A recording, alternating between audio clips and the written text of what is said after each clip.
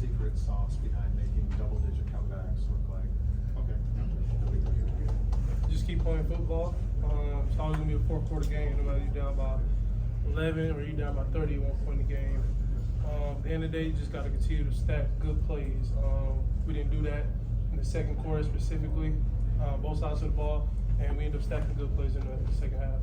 You tied Steve Walsh's record for single-season TDs. X rewrote the record book today. I know you're not much for individual stuff, but there's been a lot of pretty good quarterbacks that have come through here, and you've tied them all, and tied or passed them all in 9 games. What does that mean to you? Really doesn't mean anything. I broke a lot of records in my first school.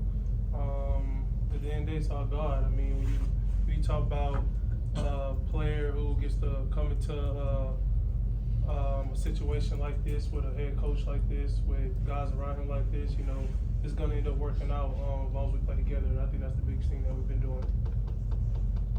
And what was, you mentioned, not being able to stack plays in the second quarter. What was Duke's defense doing that made things a little more difficult for you guys?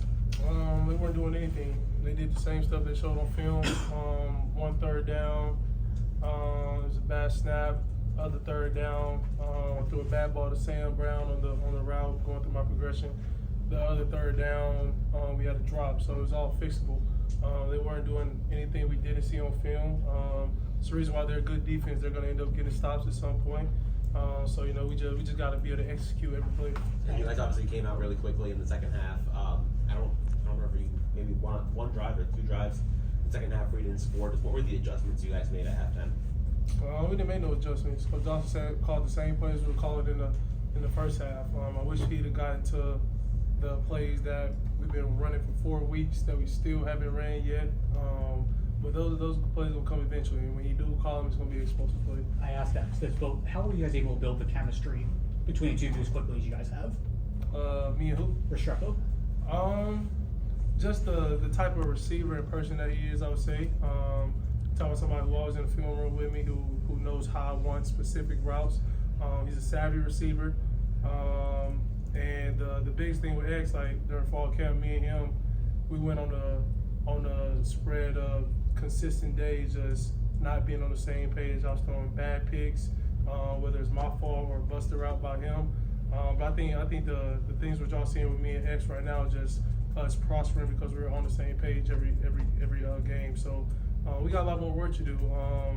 He had a couple plays he wished he had bad. I had a lot of plays I wish I could have bad. So at the end of the day, we haven't played our best ball, but it's coming for sure. What's the best ball to you? Best ball to me is a no turnover day, a day where every play is a gain, whether it's 1 yard, 2 yard, and we put up 55 points. Mario says there's still times when, like, you and X have the sort of relationship where you two can get on each other a little bit too and bicker a little bit, go back and forth. And it's obviously, Mario describes it as 2 pretty passionate guys about what they do. How cool is it to have a relationship that is kind of complete with a guy that you only met for the first time a few months ago?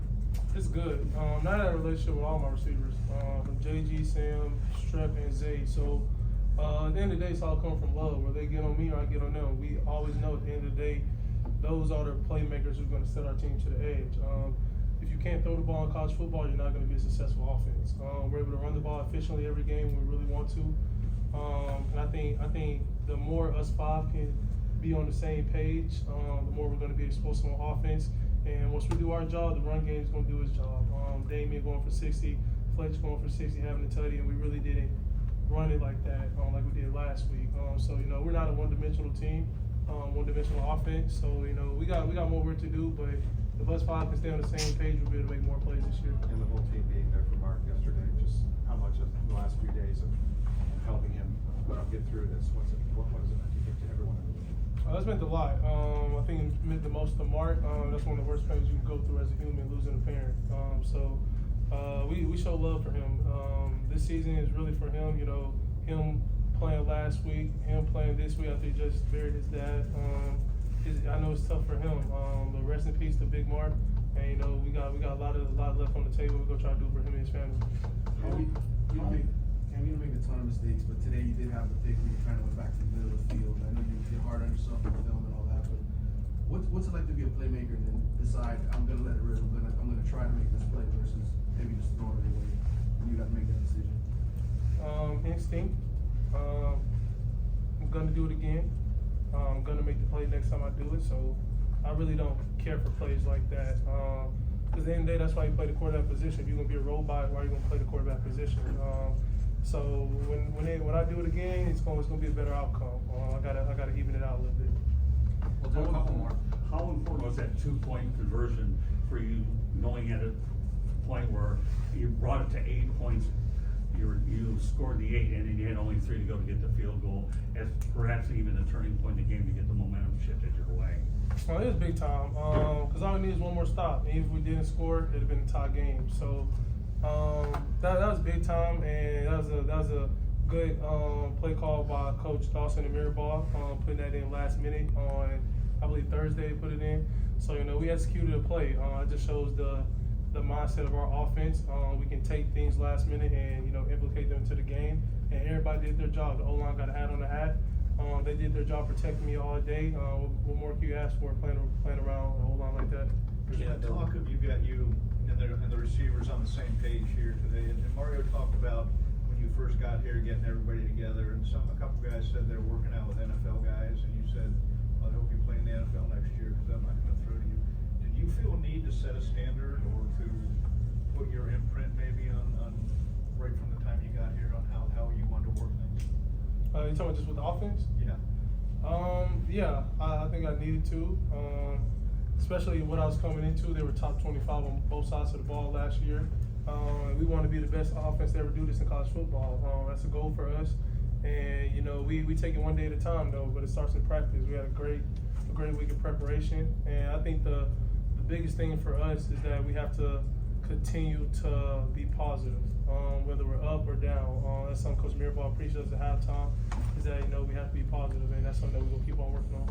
Cam, you mentioned a minute ago, you know, with the pick, you just kind of don't care about it, move on, do it again because you know you can convert it. Again, when did you, I guess, kind of adopt or learn that attitude? Because a lot of quarterbacks might look at that play and say, well, I shouldn't do that again because I messed up. You take the approach, I'm going to do it again because next time I can convert it. Where did you kind of get that attitude? Just my background, how I came up, from high school all the way to here. And I made the throw before.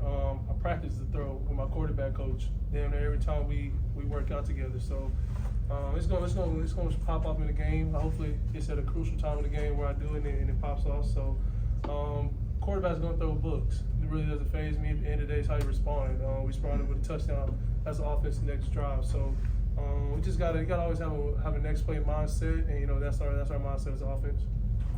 Thanks, Cam. Thank you.